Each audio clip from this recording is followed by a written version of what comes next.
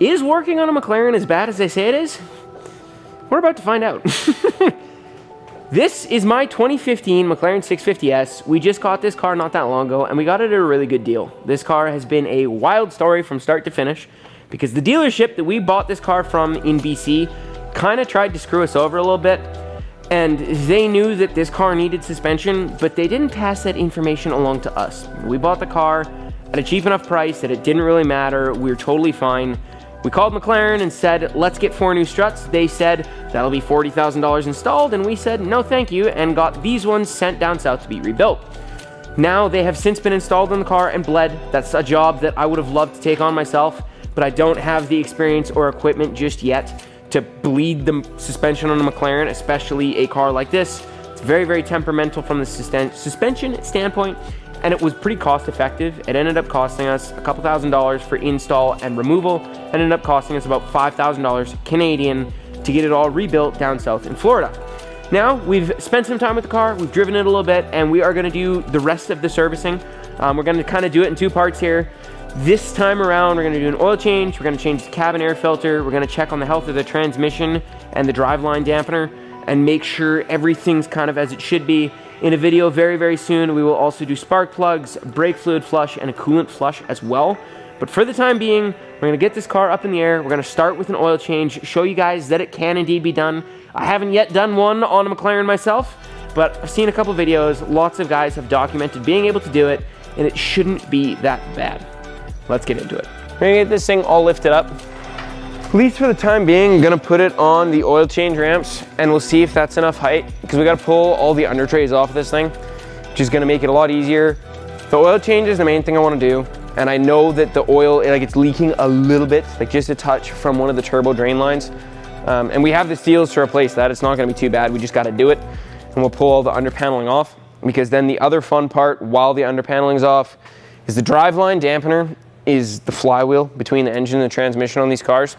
And the stock style one is known to fail because it's got the springs exposed, and eventually they start to rattle and things start falling apart. And I just want to see the health of that, because as they fall apart, it starts grinding into the transmission and creating metal. But I can pull off, there's a little window underneath the gearbox that I can pop off that should make it really easy to see how healthy / if the driveline dampener is starting to cause a ruckus yet or not. I hope not, because the part to change it, the updated variant, is about $3,000 Canadian, but it's supposed to be like 20 to 30 hours to change because we have to remove the gearbox. So doesn't seem like it. There isn't any signs of that, but fingers crossed. I want to get a look at that though. And then there's also a transmission weep hole that we'll make sure is not abnormally dumping fluid, because if it is, that's also a sign that the gearbox is unhealthy, which would also not be good. But we're gonna get this thing up and on the oil change ramps, and we will join you guys at that point. 5 minutes later. We're about to pull all the under panels off, and I'm just trying to find a nice little container. We've got the car up on just the oil change ramps on the back for now, which doesn't provide a ton of room, but it honestly shouldn't be that bad. Well, this used to be part my shop. Now it's just Adam's shop, because he's been absolutely killing it and doing all the moto stuff. Fun tip, when you're doing stuff like this, if you don't want to lose everything, we've got Ziploc bags. I'm just gonna label, because there's actually 3 skid plates under this car that we're gonna pull off to take a peek at stuff and inspect and just make sure all is well. And I'm smart enough, at least just a little bit this time, that I thought of this before getting into it. So, gonna label here and pull 1 skid plate off at a time and see how bad it is. I can tell for sure, take a peek, there is a little bit of oil leaking out right here on this corner. Like I say, I'm pretty certain that's coming from a turbo drain line. So I forgot there is a O-ring that's a little bit leaking on one of the turbo drain lines, which we knew about and just needs dealt with, which isn't the end of the world, but we're doing it now. And we'll see here. Let's get skid plate number 1 out, see how many bolts it takes. I doubt it. Okay, cool. We're making along slowly. This is skid plate number 1. And I'm really, really glad I used more brain cells with this skid plate than the last skid plate I pulled off. Like, this is skid plate number 1 of 3 that are on here supposedly. And I was smart enough that I organized it, because like all the skid plates at the back, or bolts at the back of this skid plate, are longer. All the ones at the front are shorter. Usually historically, I've just lacked in paying attention to where they're supposed to go. And then when it goes time to put it back together, I have no idea where any of the bolts go, and I spend another hour trying to figure it out. This time, we pretended at least to be organized enough. It's all nice in little baggies. This is kind of funny. Couldn't help but record this. You see a lot of cross-compatible parts on a lot of these cars, but it's quite funny. To get under here, we've got skid plate number 1 pulled off. You can see that's the oil drip that we knew about, which honestly isn't that bad, like at all. We're gonna have to pop off that 1 bolt, and once the oil is drained from the car, we'll replace the O-ring there and the O-ring there, and that'll be all fine and dandy. But if we take a peek right there, you guys will see a V-dub and an Audi logo on the alternator of all things. Like, it's quite funny. You'll also see that it's gear driven. It's gear driven, so that is your alternator that's gear driven right here.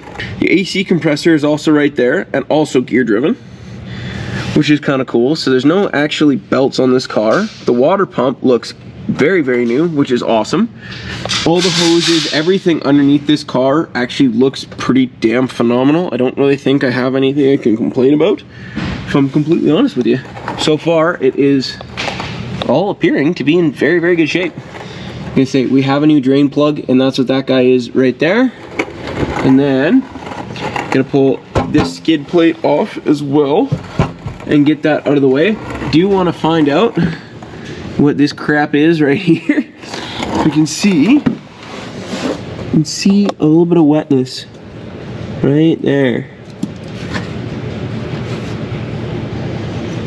Just trying to figure out what that is. But we will figure out what that is here. Alright. I'm gonna keep pulling this thing apart. We'll keep on going. We have just discovered something. You know how like 8 seconds ago we were talking about how hopefully the driveline damper should be good? We're getting signs that the driveline dampener might not be good. Looks like a cheese grater with like some aluminum foil through it. What's going on? Because if you look, in doing some digging, if you look at what sits behind the starter on these cars, Yeah. that's where like you can see the flywheel. And most guys, like I'm trying to pull this apart so we can see behind the window into the cavity between the engine and the gearbox where the driveline dampener or the flywheel lives.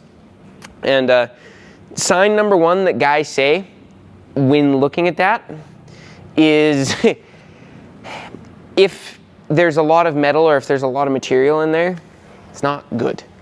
And we'll actually pull it apart and properly look, because I don't know how bad or not it is, but it's not starting out well when we look at the flywheel, or look at the starter where it goes into the flywheel, and you see little metal shavings pieces around the starter. It's not a good sign. Little disco ball party going on. Yeah, definitely not a good sign. The car's not misfiring, which is a really telltale sign that the driveline dampener's dead. The car's not really that rattly. I can hear a little bit of noise coming from the gearbox, which I couldn't tell how much of it is normal versus not. I sent a couple videos to Alex at Horizon, and he said he wasn't that concerned about it. But it is really stereotypical for these cars. The original design sucks, and like they all need done eventually. Is it an update, or is it just Yeah. So there's something better? Well, it's like the stock one, the springs are exposed, and we'll insert pictures right here so you guys can see. But the stock one, the springs are exposed, and as they wear, they can move around and flop around, and they can start rubbing against the transmission housing. Sounds like the DMF failures on VWs, like where. Maybe. I honestly, I'm not familiar enough to know, but maybe. The new design, it's all encased, so it is still sprung, Is it but a trans drop or a motor pull, or transmission out job. you do that without pulling the motor on these? Okay. Oh yeah, this is like, it sucks because I don't know how realistic it is. Most guys say, like, this is probably, if this is indeed needing replaced, which it honestly, like, it's a really common thing. It might be fine for another while and we just have to plan for it shortly. Might be like, okay, it's bad enough. Problem. Yeah, well, or like get one and we'll do it later in the year or something like that, depending on what we find here in a few minutes. But if worst comes to worst, it's about a $3,000 problem, and I'm gonna be seeing how much beer and pizza that you don't eat or drink I can metaphorically bribe you with to try and get a gearbox out, because it's supposed to be like a 20 to 30 hour job to do the DLD in this car. That just sounds like fun to me. Which is kind of kind of terrible, but if it's got what's got to be done, it's what's got to be done. At some point, my car is going to shit out something horrendously horrible to fix. That's going to take all hands on deck too. Well, it's money in the bank. It's one of those things. We'll see. It might, honestly, it might be okay yet, but it doesn't look good when we start pulling things apart and it looks like there's metal hiding around the starter. It's not generally a good sign. We have finally figured it out. I've got to see where I can pull the little window off, which is kind of shitty because there's actually a cross member underneath the transmission/engine in the exact spot that little window is, but I'll be able to get a wrench in there, pull it out. Then Adam has got a telescopic camera, if need be, that we'll be able to try and look at some stuff. So I'm gonna grab a wrench, and I'll show you guys on the GoPro here in 2 seconds, but gonna get that little window off and see if there is just a pile of metal that comes out or not, because a little bit is normal. A lot of bit, not normal. Let's find out. So, we are underneath here. I'm gonna take a peek. So far, we haven't found anything too drastic, but I don't know if you guys will even be able to see. Right here is where that window is. So now I grabbed the wrong size of wrench and need a 8 mil from the looks of it. But that's gonna really be the telltale of whether the DLD is pooched or whether it lives to fight for at least a little while longer. Sounds like one of those jobs that even if it is okay, or even if it's not that bad for the time being, it will be, and we are gonna need to do it, but let's just hope it's not yet. So let's see how bad this is. Okay, so the little window is officially pulled out. I have not yet looked at this. It's in a position where I can't see how bad the damage is. Okay. That seems actually not awful. It's like,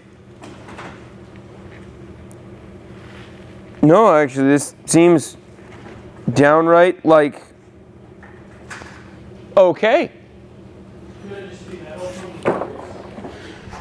Well, it's like, this is supposed to be the telltale sign. Like, this is all sponge. Oh, that ain't bad. No. Instead of it being like a bowl. Yeah, well, that's what like, after looking at the residue around the starter, that's what I was dreading. I wonder if it's just the starter doing its thing on the flywheel. Well, it must be, like, obviously a little bit of metal in a spot like that is normal. This, more than likely, means that we don't have to spend 30 hours right now pulling a gearbox. More money for exhaust. Exactly. Mods and big tunes that shoot fireballs. And like, even there's a touch of residue, it would appear too, from the rear main. Like a touch, but normal amount. Like completely normal amount. This is like good news. Very, very good news. Like indescribably good news. For how low K it is, when do they typically fail the original ones? It seems to be kind of randomized. Now I gotta take the 18 years to get this stupid little plate back in. And after that, we can do an oil change and enjoy life. That's also really good. I gotta double check something online here quick to make sure I'm looking at the right spot. There's a weep hole for the gearbox to show, like, because these dual clutch gearboxes have a whole bunch of internal seals, and if said internal seals start leaking or seeping, you'll end up seeing gearbox fluid leak out the weep hole. And if I'm looking at the right spot, which I think I am, it's bone dry, which is awesome. That's another really good sign that the gearbox is in good health, which makes me very, very happy. There's still lots of stuff yet to do.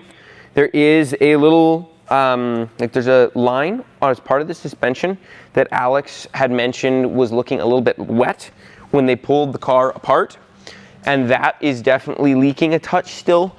And that's something that I'm gonna have to chat with him, and we're gonna have to figure how to change. And that's what that little bit of fluid sitting here was a little bit of shock fluid, which isn't great, but it's not the end of the world. We'll have to get one on order and we'll get that swapped out. It's not gonna be too bad.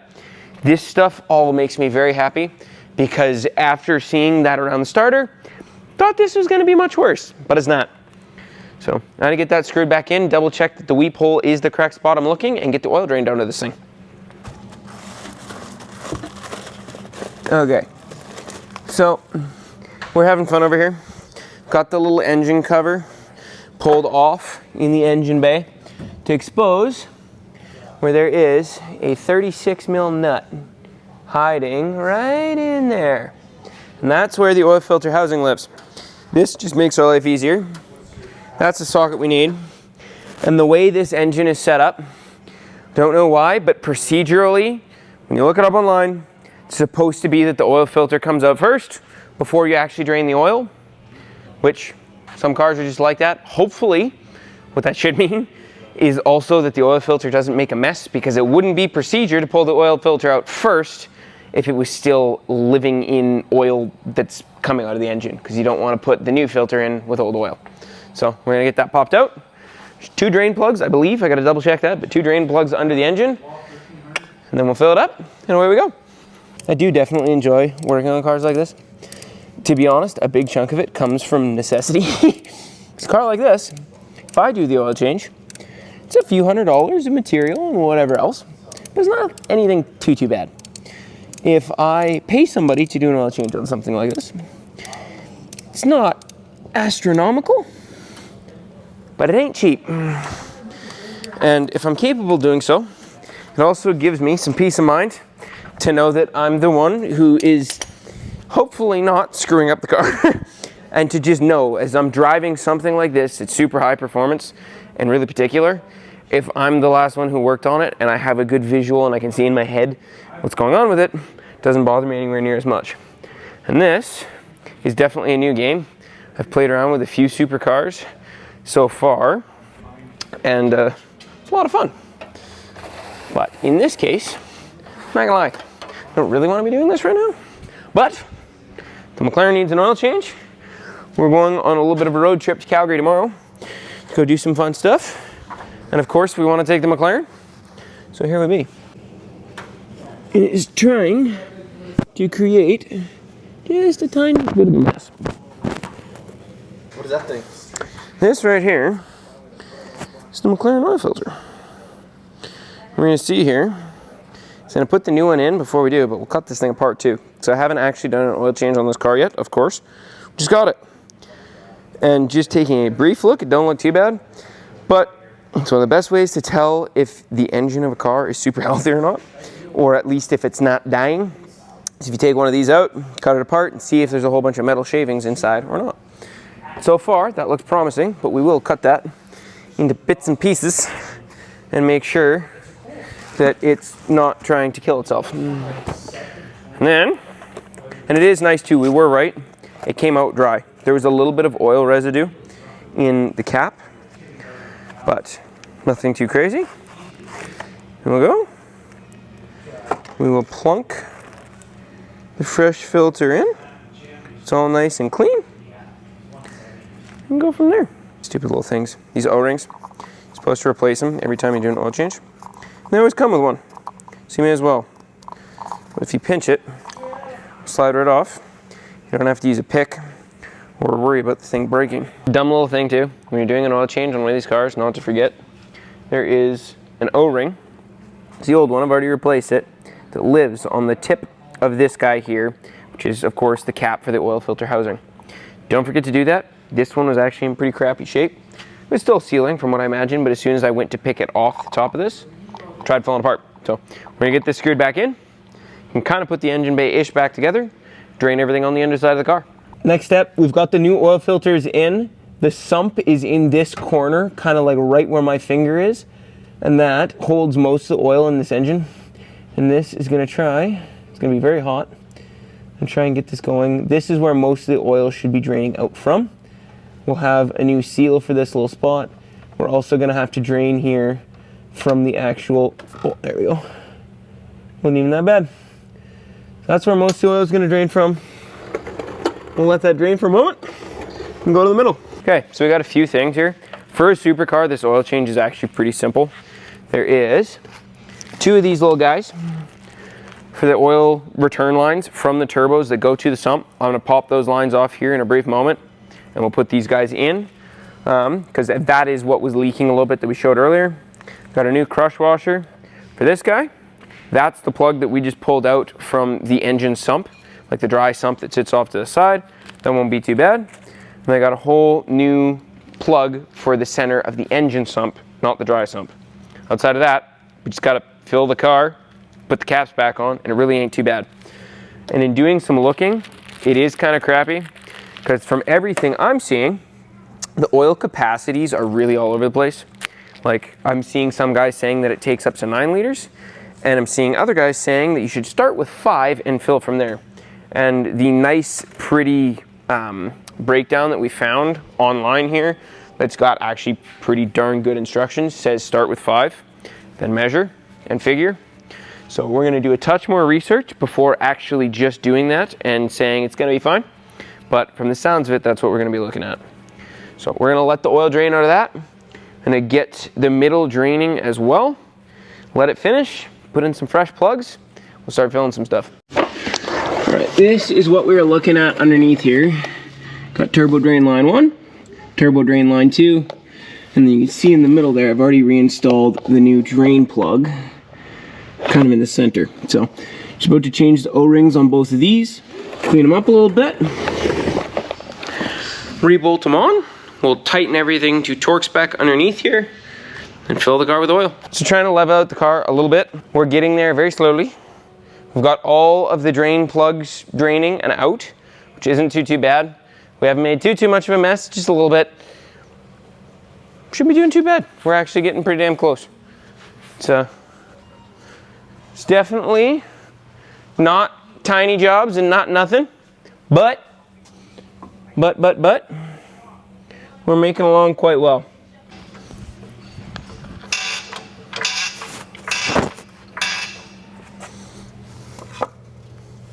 So we're getting very close, and it's getting very late, which always kind of seems to be the theme. And I am cutting myself up, but needs done. So getting it done, we are. We've got all the drain plugs done and torqued on the bottom. All the O-rings have been replaced on both the turbo drains, along with both of, well, the whole new drain plug has been installed in the center, and then just the new crush washer has been installed on the sump. The pans are still off to the side, but what we are gonna do here is I'm gonna fill this thing up with oil. And then after that, I'm gonna fill this thing up with oil, and after we get this thing filled with oil, we are going to run it a little bit. I'm gonna see here if I can do this. I had to top this car up with oil a little bit previously. I'm told when I did some looking online that we are gonna put 5 liters of oil in to start. And then after that, we'll top up a bit. We might put like a tiny bit more than 5 in, because theoretically, this thing should be able to take up to about 6.8 liters, is what I'm told. Good news is, we have more than enough extra oil to fill this thing up again if we need to. Hoping we don't need to. We got more than enough oil to do it. And we'll see here, I haven't done too much for digging, and maybe I should have. But this car technically still has warranty for another like 15 days. I don't know how useful or useless it is, because the aftermarket warranty stuff, I don't trust it a ton. I know lots of guys have had great luck with it. I've never really used it, because I've always done my own work. And I don't want to put anything other than OEM spec oil in until that's over. Because in the case that we were to have issues in the next, like that, we're having fun. It's great. In the case that we were gonna have issues in the next 15,000 kilometers, like spilling oil on your McLaren, we want to make sure that the warranty will still cover it. This is dog shit, because I just did exactly what I really do not want to do. Because now, Didn't spill much. Now there's going to be oil on some of the heat shielding and on some stuff where oil does not belong, which sucks. Really bad. So we have cleaned up our mess with some lovely brake clean down in here and some compressed air from getting a nice little glug out the side, because apparently I'm getting a little rusty. But we'll see here. In the instructions we found, this car is supposed to take no more than 6.8 liters. We have just put in about 5.3, which honestly shouldn't be bad, because the instructions we found on the forums also said that we should put 5 in to start and go from there. Oh my gosh, why is there new oil on the ground? And I remembered, oh right, we're idiots and spilled it.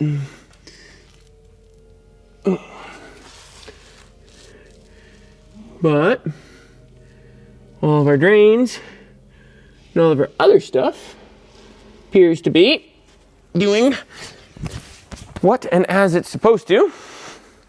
So now comes the fun part, where we use our lovely friend from the forums, math. We'll let it run for a second first on this, so that we can make sure that nothing is actually spewing. Everything's all sealed like it's supposed to be.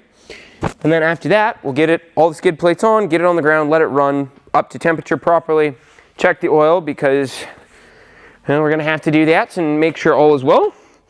Then the oil change is done. And we'll see here, the only other thing I was really hoping to do today was do the cabin filter. And we'll see, and I have to pop off this wheel on this corner to make sure, because it looks like one of the suspension lines is leaking a touch, which Alex said that there was a little bit of seepage, and that's what that wetness was on that corner. And that will need addressed, but it doesn't seem that bad. So touch wet is what it is for the immediate moment. And no, after that, we'll make sure that all is well.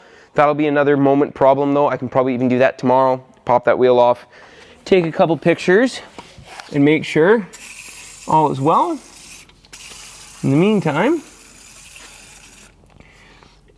doing a little bit of cleanup in any spots where we got residue with the brake clean.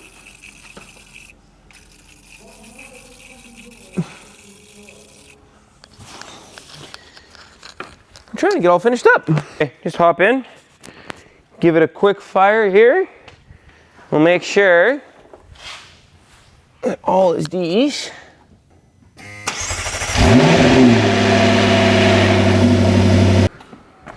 All seems good. We'll see here, of course, we didn't run it up to temperature to check oil level. Gonna lift it up, finish cleaning it up, put the skid plate on, just wanted to make sure nothing was gonna leak. Then after that, we'll get it down on the ground, we'll get it outside, let it warm up, let it correctly do its thing, and then top up oil as needed. So, like I say here, after that, I think we're gonna be done for the night. And I might try and do a couple more things tomorrow morning before we head off to Calgary. But yeah, let's get this thing cleaned up. Last skid plate on, down on the ground. Finally getting to a point, we still got to top up oil levels. I'm just going to check here, or actually I'm going to get Corey behind the lens to check what the oil's at. But let's see here. This is why the turbo drain line was leaking. This is the O-ring. See how brittle this is? It's brutal. But, this is pretty much all done. Tomorrow morning, probably going to take a look at that little suspension line that seems to be leaking a touch, as well as maybe we'll do the cabin air filter before we go to Calgary. Maybe not, might include that in the next video. But no, we're finally, first oil change on the McLaren done. 95%. Gonna go scroll through here. Go into the vehicle info. Go down to the oil status here. Now push your foot on the brake. And put your other foot on the brake. Yeah, put your left foot on the brake, sorry. And then just push the throttle all the way down. And you'll see. Now it's gonna say hold for 38 seconds. Hold for 38 seconds and we'll see what happens at the end and see where the oil level's at.